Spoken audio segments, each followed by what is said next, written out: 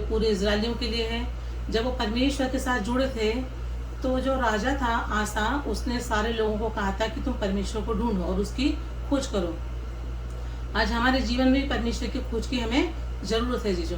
तो हम वचन को देखेंगे। जो हमारा मेन आज का वचन है यशायाह 55:6 में जो हमें मिलता है, जब तक यहोवा मिल सकता है तब तक उसकी खोज में रहो, जब तक वो मिल सकता है तब तक उसे पुकारो। हालेलुया। यही हमारे जीवन का सही उद्देश्य है जीजो। अगर हम बाइबल को पढ़ लेंगे और कल भूल जाएंगे जब हम परमेश्वर के राज में जाएंगे, अगर हमारे जीवन में या हमारे हृदय में परमेश्वर का वचन नहीं है, तो ये वाला वचन जो आज मैंने बोला है यशायाह 55:6, तो ये हमारे जीवन में काम कभी नहीं करेगा।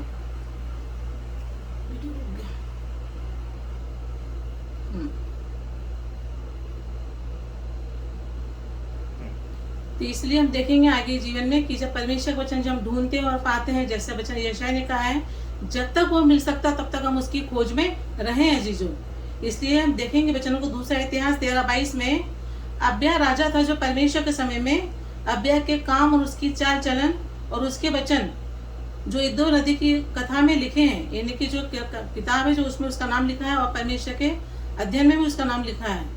जब वो राजा था तो यरोबाम था, जो इस्राएली लोग थे, उसने उनको कहा था अपने पूर्वजों के परमेश्वर यहोवा से मत लड़ो, क्योंकि वो टाइम पर उन्होंने क्या करते थे, जब उनको कुछ विपत्ति आ जाती थी तो वो परमेश्वर को भला बुरा कहने लगते थे और उससे वो लड़ने लगते थे।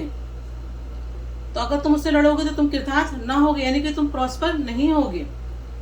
और यरोबाम ने उनको उस समय में अबिया राजा को घेर लिया था। जब अबिया ने देखा कि मैं चारों तरफ से घिर गया हूँ, अगर अपनी गर्दन इधर उठा के देखता है तो देखता है कि मैं इधर से गिरा हूँ, उधर से गर्दन घुमा के देखता हूँ तो देखता है तो मैं घिरा हूँ। जब उसने देखा मैं चारों तरफ से घिर गया हूँ, तो उसने एक काम करा। जो उसके पास जो लोग खड़े थे उन्होंने उसको आगे दी और कहा, आगे पीछे देखा लड़ाई होने वाली है, उन्होंने देखा कि परमेश्वर की दुहाई दो, और याजक तुरियों को फूंकने लगे और वो जय जयकार करने लगे जीजो। जब हमारी स्थिति ऐसी बन जाती तो हमने क्या करना चाहिए, ये अबिया राजा ने करा। ये लोगों ने इसको घेर लिया वो समय में, पर उसने बड़ा दिमाग लगाया और उसने देखा कि हम परमेश्वर की स्तुति करेंगे, और वहां तुरियां फूंकने लगे और वो स्तुति करने लगे। ये है परमेश्वर को खोजने का तरीका। ये राजा ने दिमाग लगाया वो टाइम पे परमेश्वर की हम कैसे दुहाई देंगे और कैसे हम बचेंगे। जब जय जयकार करने लगी तब सारी इस्राएली यरोबाम क्या हो गए, उस समय वो लोग मारे गए और वहां से वो लोग भाग गए। तब उन्होंने अपने पितरों के परमेश्वर यहोवा पर भरोसा रखा था। यानी कि भरोसा आगे पीछे जा नहीं सकता, वो हमारे साथ साथ चलता। उन्होंने लिखा है कि उस पर भरोसा रखा था और वो स्तुति उसकी करने लगे थे। तो उन्होंने पितरों के परमेश्वर पर भरोसा रखा और अब्या और भी सामर्थ्य हो गया। भरोसा रखने से लिखा है अब्या राजा और सामर्थ्य हो गया। यानी हमें और सामर्थ्य होने के लिए क्या करना पड़ेगा, स्तुति और परमेश्वर का धन्यवाद करना पड़ेगा, जैसे अब्या राजा ने कहा था। और उस समय ऐसा लिखा था, पहले इतिहास 14:1 में मिलता है, उसके स्थान पर अबिया राजा की जो आशीष है वो किसके जीवन में आएंगे जीजो, आसा के जीवन में आएंगे। आसा कौन है जीजो, उसका पुत्र है। तो हम राजा आसा के जीवन के बारे में हम बात करने वाले हैं, लेकिन उसके पहले हमने उसके पिता के जीवन को देखा कि उसका चाल चलन कैसा था। जो वो परीक्षा में घिर गया तो उसने क्या करा, स्तुति करी और आराधना करी और वो बच गया। अब ये आशीष है उसके बच्चे के जीवन में आ रही है, जो हमको मिलता है पहला इतिहास 14:1 में। उसके स्थान पे आसा राज्य करने लगा। इनकी तुलना में वो 10 वर्ष तक उसके देश में क्या रहा जीजो, चैन रहा। उस समय में जब लोग राज करते थे तो इनके जीवन में चैन नहीं होता था, क्योंकि कई लोग उनके जीवन में लड़ाई होती थी, कई लोग उनके जीवन में बुरा करते थे। लेकिन ये छोटा सा एक राजा है, लेकिन इसके जीवन में बता रहा है कि 10 साल तक इसके जीवन में चैन रहा। जब हम यीशु मसीह की खोज करते हैं या परमेश्वर की खोज करते हैं, तब हमारे जीवन में भरोसा आ जाता है और चैन आ जाता है। तो ये राजा के जीवन में 10 साल तक कोई लड़ाई नहीं हुई और कोई इसके जीवन में विपत्ति नहीं आई है जीजो। आसा ने वही किया जो उसके परमेश्वर यहोवा की दृष्टि में अच्छा है।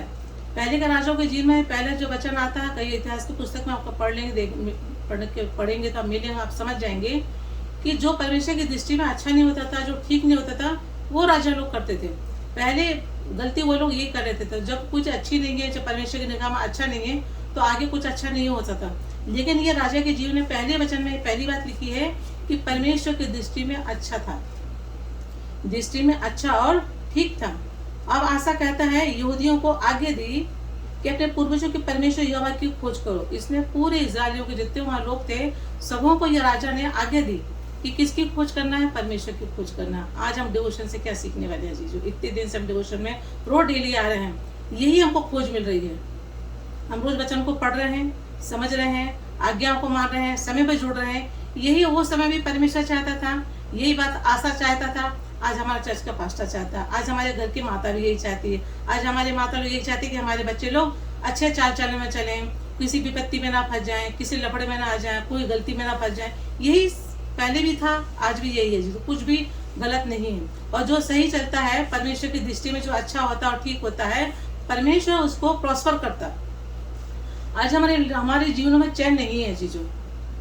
कई लोग पूरी जिंदगी कमाते हैं, उनसे पूछो आप इतने नर्वस और निराश क्यों हो, वो जवाब नहीं दे पाते, क्योंकि उनके जीवन में चैन नहीं है। आज हम वचन पढ़ने के बाद, वचन सीखने के बाद इतने जिंदगी के साथ निकल जाते हैं, तो इतना तो हम समझ सकते हैं कि राजा के जीवन में 10 साल चैन आ गया, और हम आगे जाके देखेंगे उसके जीवन में और साल उसको चैन आ गया। आज हमारे जीवन में ना चैन और ना विश्राम है जीजो। कोई व्यक्ति मर जाता है, हम कबर पर जाके क्रूस लगा के आ जाते हैं, वहाँ पर रेस्टोरेंट पीस लिख के आ जाते हैं जीजो। उसको ना समझ में आ रहा है, ना वो उठ के पढ़ सकता है, तो क्या फायदा लगा के। आज हम अगर बाइबल को पढ़ेंगे, हमारे जीवन में अगर बाइबल रहेगी, तो इसका मतलब है चैन आया है। राजा के जीवन में चैन आ गया, आशा के जीवन में चैन आ गया। तो क्या आज हमारे जीवन में चैन की जरूरत है? हाँ, जरूरत है जीजू। तो उसने क्या करा, व्यवस्था की आज्ञा को उसको सबको उसने कमांड करा, इंग्लिश में लिखा कमांड, यानी कि उसने आज्ञा दी कि मानो। और सब लोग ये बात को अगर मानते हैं, और ऊंचे स्थानों और सूर्य की प्रतिमा को यहूदा के सब नगरों से उसने दूर किया जीजो। आज हमारे जीवन से जो बुरी चीजें हैं, जो परमेश्वर को नहीं भाती, हमारा चाल चलन, ये बुरी चीजें, बुरी संगति, बुरी आदतें जो परमेश्वर को पसंद नहीं है, अगर हमारे जीवन से अगर दूर करेंगे, जैसे आसा राजा ने उस समय इन लोगों को कहा था कि अपने नगरों से सारी मूर्ति पूजा को दूर कर दो, तो ये ऐसा उस समय हो गया जो उसने कमांड करा था। आज वही कमांड आज बाइबल से आज हमारे जीवन में आता है। यशायाह 55:6 के अनुसार, जब तक यहोवा मिल सकता है तब तक उसकी खोज में रहो, जब तक मिल सकता है उससे पुकारो जी। ये यशायाह भी यही बात बोलता है, परमेश्वर यही बात बोलता है, आज वचन में यही हमारे जीवन में अगर बार बार अगर हमारे जीवन में रोज आता है, इसका मतलब हमारे जीवन में परमेश्वर बदलाव को लाने की बात बोलता है। तभी हमारे जीवन में चैन और शांति बनी रहेगी, जैसे आशा जीवन में बना रहा जीजों। और हम देखेंगे उसने यहूदा गढ़ वाले नगरों में उनको बसाया, और उनके देश में चैन रहा जीजो, और बरसों उसे किसी से लड़ाई नहीं करना पड़ी। आज हमारे जीवन रोज किसी न किसी बात को घर में विपत्ति आ जाती, कोई परेशानी आ जाती, या कोई कुछ भी ऐसी चीज आ जाती है जिससे हम परमेश्वर से दूर हो जाते हैं। लेकिन उस समय में लिखा है कि उसके जीवन में कोई लड़ाई नहीं हुई, क्योंकि उस समय बहुत युद्ध होते थे, बहुत लड़ाई हो। जैसे दाऊद राजा के जीवन में कई बार लड़ाई हुई, परमेश्वर ने भी उसको बचा के रखा, बना के रखा। यहोशू के जीवन में कई लड़ाई हुई, परमेश्वर सदैव उसके साथ रहा, उसको विजयी करा। ऐसे परमेश्वर आज हमारे जीवन में बता रहा है कि तुम्हारे घर और नगर भी बसे रहेंगे। और यहोवा ने उसे विश्राम दिया, और उसने यहूदियों से कहा, आओ हम नगरों को बसाएं, और उसके चारों शहर पनाह गढ़ और फाटकों के पल्ले बेड़े बनाए। देश हमारे सामने पड़ा है, क्योंकि हमने परमेश्वर यहोवा की खोज की, हमने उसकी खोज की, और हमने चारों ओर से विश्राम दिया। तब उन्होंने उस नगर को बसाया, और वो कृतार्थ हुए, इनके प्रॉस्पर हुए। आज हमारी लाइफ में ना प्रॉस्पर लाइफ नहीं है। हम जीवन में कभी कहीं से कम चांसेस हो रहे हैं, कभी बच्चों की फिक्र है, तो कभी किसी चीज़ की फिक्र है, कभी पड़ोसी की फिक्र है, तो कभी किसी रिश्तेदार की फिक्र है, बेकार की फिक्र लेते रहते हैं चीज़ों। उस समय राजा ने ये सब चीज़ों को छोड़ दिया, और उसने परमेश्वर के नगर बसाने की योजना को सोचा। आज हमको रोज वचन पढ़ने का समय मिलता है, बाइबल मिलती है, तो हमने क्या करना चाहिए जीजो? इस बात पे ध्यान देना चाहिए। जैसे उस समय आसा राजा ने परमेश्वर के भवन के बारे में सोचा, उन लोगों के बारे में सोचा, नगर के बारे में सोचा। ऐसे ही परमेश्वर के वचन बताता है कि हमने कैसे परमेश्वर के वचन पे दुहाई दी। जैसे तू सामर्थ्य की सहायता कर सकता है, ये वचन हमको मिलता है पहला इतिहास में जीजो। तब आसा ने परमेश्वर यहोवा की दुहाई दी, यहोवा जैसे तू सामर्थ्य की सहायता कर सकता है, वैसे ही तू शक्तिहीन की भी सहायता कर सकता है। हमारे परमेश्वर यहोवा की सहायता कर, क्योंकि हमारा भरोसा तुझी पर है। ये आसा राजा उस समय परमेश्वर से बोल रहा था जीजू। अगर आसा राजा को थोड़ी देर के लिए हम हटा दें, वहाँ पर क्या मैं और आप नहीं खड़े हो सकते? अपने नाम को भी लगा सकते हैं। यही प्रार्थना हमारी हो जाए। हम परमेश्वर के सामने कभी सामर्थ्य नहीं है, और ना कभी हो सकते हैं, ना आसा राजा के समान कभी हम बन सकते हैं। लेकिन हम शक्तिहीन हैं, लेकिन प्रभु आपको सामर्थ्यवान बनाएंगे। तो आज शक्तिहीन व्यक्ति के लिए प्रार्थना है कि हमारे परमेश्वर यहोवा हमारी सहायता कर, हमारी भरोसा तुझी पर है। आज ये हमारी प्रार्थना बन जाए, जैसे उस समय राजा ने की और परमेश्वर से बात की, और तेरे नाम का भरोसा करके हम इसी भीड़ के विरुद्ध आए हैं। हे यहोवा, तू हमारा परमेश्वर है, मनुष्य तुझ पर प्रबल न होने पाए। कोई व्यक्ति किसी के जीवन में कभी प्रबल न होने पाए। अगर हम प्रभु के लोग हैं, कोई मनुष्य अगर मुझ पर प्रबल होता है तो वो परमेश्वर पर प्रबल होता है। जीजू, अगर आशा का जो जीवन था, आज आशा ने परमेश्वर से बात करी, उसने बोला प्रभु कोई मनुष्य तुझ पर प्रबल न होने पाए। वो तो ये बोल सकता था ना कि मुझ पर प्रबल न हो पाए, लेकिन उसने परमेश्वर को बोला कि प्रभु कि कोई मनुष्य तुझ पर प्रबल न होने पाए। यानी कि आशा ने पूरे तरीके से परमेश्वर को समर्पित कर दिया और वो शक्तिहीन हो गया। जब हम शक्तिहीन होते हैं तब प्रभु आपको सामर्थ्यवान बनाता है। ये वचन मुझे इसलिए अच्छा लगा क्योंकि उसने पूरे लोगों को कमांड करा कि तुम परमेश्वर की खोज करो। आज हमारे जीवन में ये खोज नहीं है जीजू, वचन नहीं है। अगर हम रात के किसी से किताब छीन लें, 2-4 दिन बाइबल छीन लें और उसको बोलो कहते हैं वचन देना, वो व्यक्ति रात 2 दिन परेशान हो जाएगा क्योंकि उसको वचन मालूम ही नहीं है, वचन उसको याद ही नहीं है जीजू।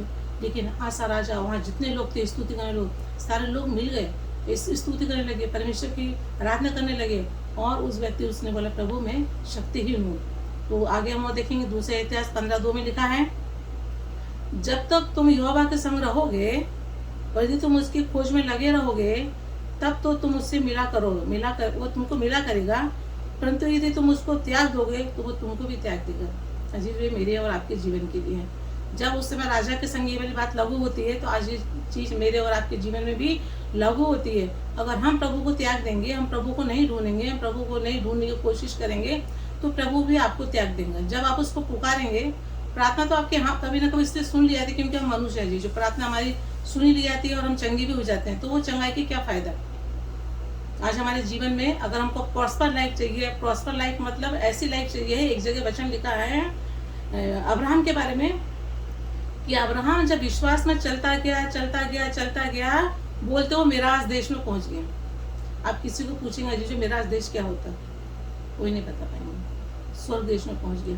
तो ये ऐसा है, ऐसी चीजें हैं, ये आशा ऐसे जीवन की बात कर रहा है जो जैसे अब्राहम चलता गया, ऐसे क्या हम भी प्रभु की खोज के लिए चलते जाएंगे, तब हमारे जीवन में चैन और अमन और शांति रहेंगी। बहुत इसराइल बिना सत्य के, परमेश्वर के बिना सिखाने वाले यह जग के और बिना व्यवस्था के, बहुत से उस समय इस्राएल के लोग, ना तो उनको व्यवस्था थी ना तो उनका कोई याजक था, और वो क्या हो गया, वो ऐसे ही रहे। परंतु जब वे संकट में पड़कर इस्राएल के परमेश्वर यहोवा की ओर फिरे, उसको ढूंढा और उनको वो मिला। आज हम परमेश्वर को ढूंढते हैं, हम उसकी खोज करते तो हमको मिलता है। जब हम प्रार्थना में पुकारते हैं, कंटिन्यूशन में जब बैठते हैं तो प्रभु हमसे मिलता है और हमसे वो बात करता है। वो उसका काम है जीजो। हम उसको सिखाते प्रभु हम तुझे पुकारते तुम्हारी प्रार्थना सुन, पर ऐसा नहीं है जीजो। प्रभु अपना काम बराबर करता, प्रभु अपनी जगह हमको बराबर मिलता है। लेकिन हमने बशर्ते जैसे आशा ने अपने परमेश्वर के लिए खोज को लगाया, वैसे क्या हम लगा सकते हैं कि उन्होंने वाचा बांधी कि हम अपने पूरे मन और सारी जीत से अपने पूर्वजों के परमेश्वर यहोवा की खोज करेंगे। ये दूसरा इतिहास में हमको मिलता है। और उसी समय ऐसी आज्ञा निकली जो कोई इस्राएल के परमेश्वर यहोवा की खोज ना करे तो मार डाला जाए। उस समय ऐसी आज्ञा निकली थी। अभी तो हमारे लिए कोई ऐसी आज्ञा नहीं निकल रही, यानी कि हम कितने लापरवाह और कितने सुस्त बैठे हैं।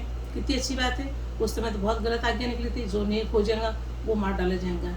ये नहीं कि अगर हम अभी भी सचेत नहीं होते तो जो आज्ञा पहले निकली थी अगर अभी हमको नहीं मालूम है तो इसका मतलब ये आज्ञा हमारे लिए भी है।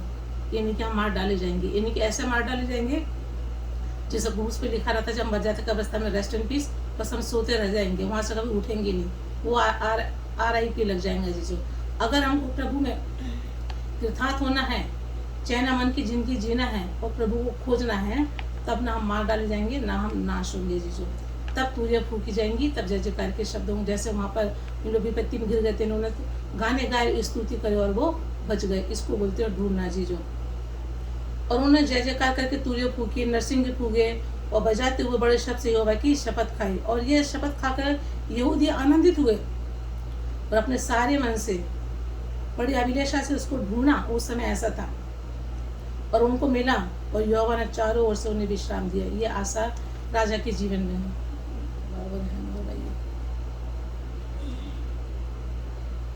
Network problem.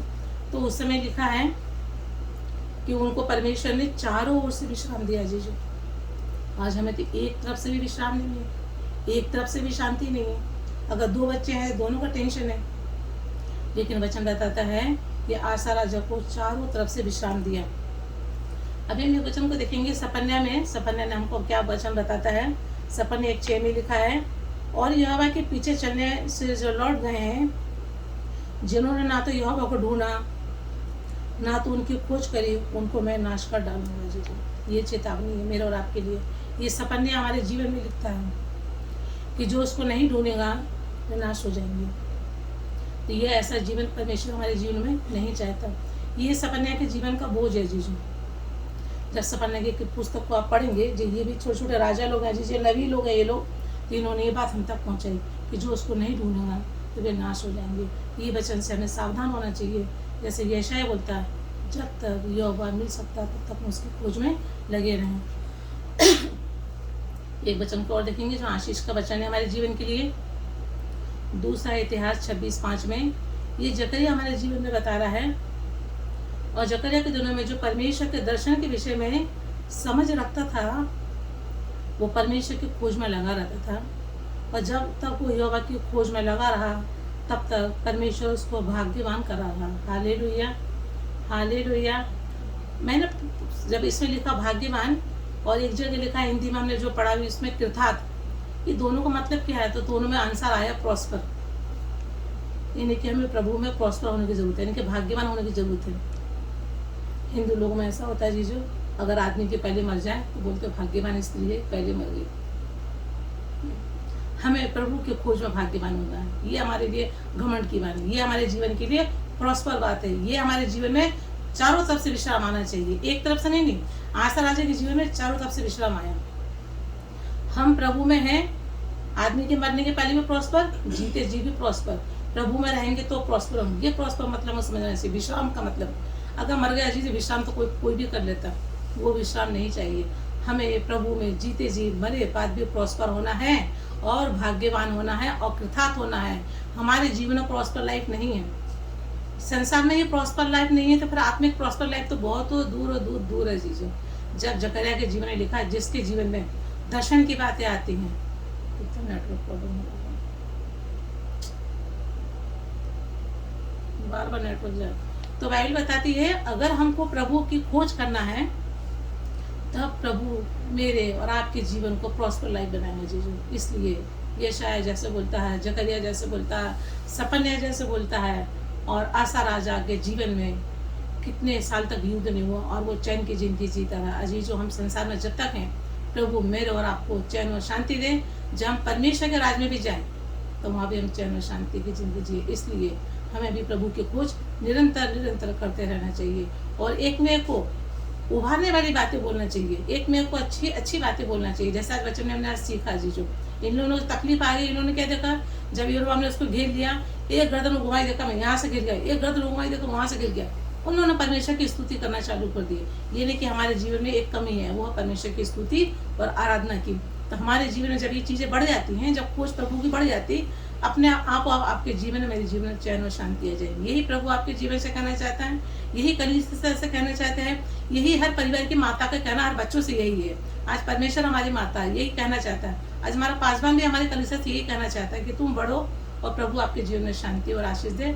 जैसे आशा के जीवन में शांति आई, राजा के जीवन में शांति आई, चारों तरफ से आई, ऐसा प्रभु आपके जीवन में चारों ओर से शांति और विश्राम दे। Praise the Lord. सबको जय मसीह।